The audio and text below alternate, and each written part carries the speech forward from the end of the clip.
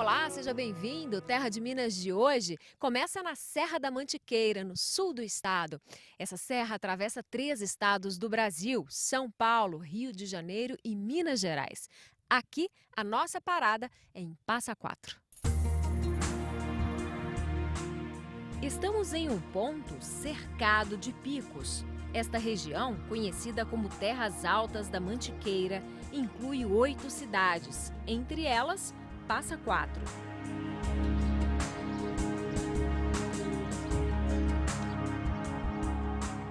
Passa Quatro tem pouco mais de 16 mil moradores. E apesar de estar no meio das montanhas da Serra da Mantiqueira, aqui a gente consegue passear por vários momentos da história do Brasil.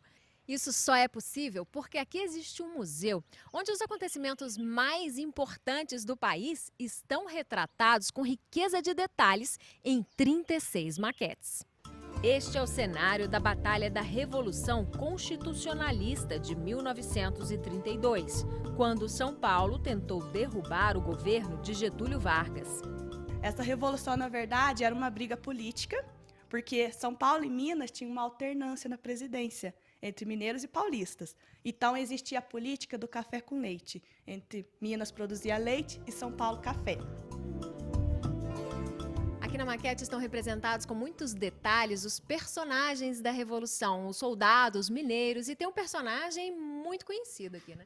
Isso. Na maquete, a gente representa, nesse primeiro vagão, como médico, Juscelino Kubitschek. Ele era médico durante a Revolução, aí ele atuou aqui. Depois ele foi embora, virou presidente e tudo. E um detalhe na maquete é esse avião aqui, olha. Ele é apelidado de Vermelhinho. Os mineiros usavam para atacar os paulistas e para espionar. Só que ele não é um avião mineiro, era emprestado pelo estado do Rio. Então ele descia em Resende para abastecer, depois voltava para Passa Quatro para poder atacar os paulistas. Quando a gente muda de sala, a gente viaja para um outro momento da história do Brasil. Aqui nós estamos no Império, na Revolução Farroupilha do Rio Grande do Sul. O cenário que ocupa quase toda a sala foi inspirado na minissérie A Casa das Sete Mulheres.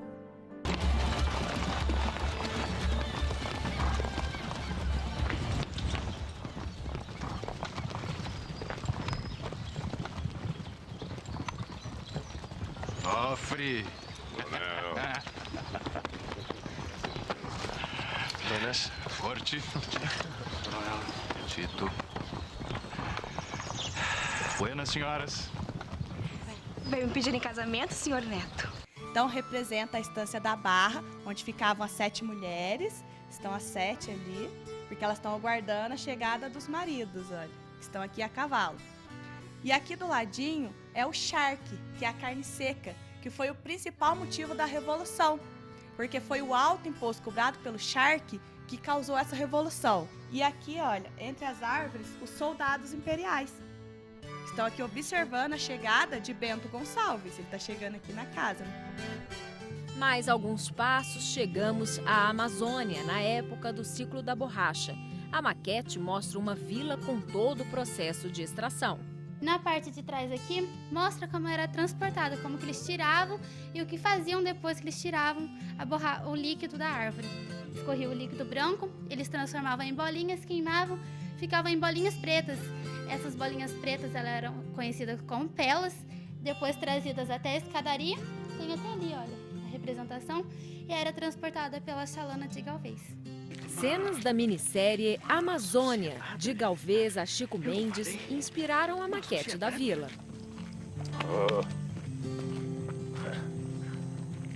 Ninguém aqui pode vender a borracha diretamente. Tem de vender pro coronel. Em cada sala, diferentes momentos da história. Até os campos de concentração da Segunda Guerra Mundial foram representados.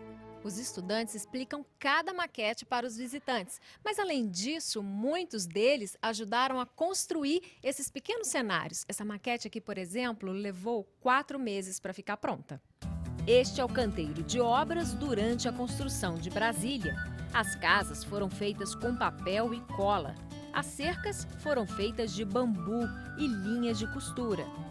Brendo e Rodrigo aprenderam com um especialista e construíram muitas maquetes do museu.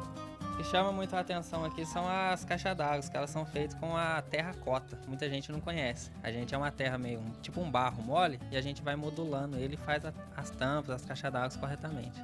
Tem vegetação que é mais cerrado, mais mata atlântica, matos, então é isso.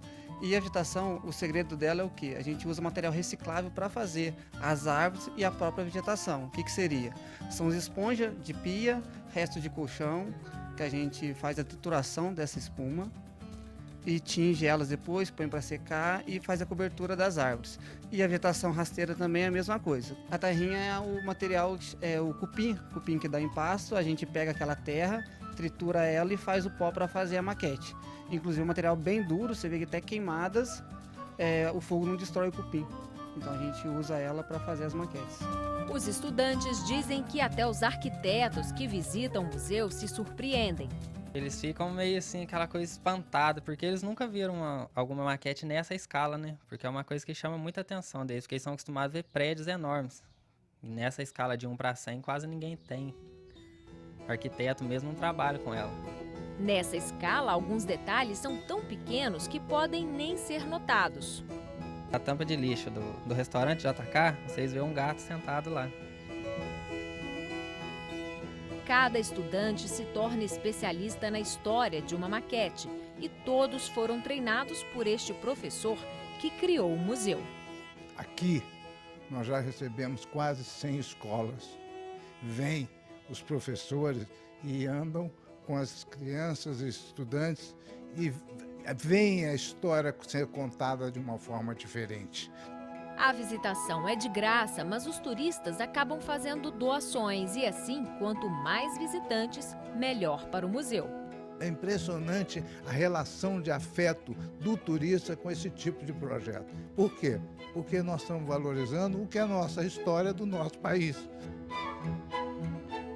Através das maquetes, o pessoal consegue relembrar a história, né? E conhecer histórias que eles não conheciam antes.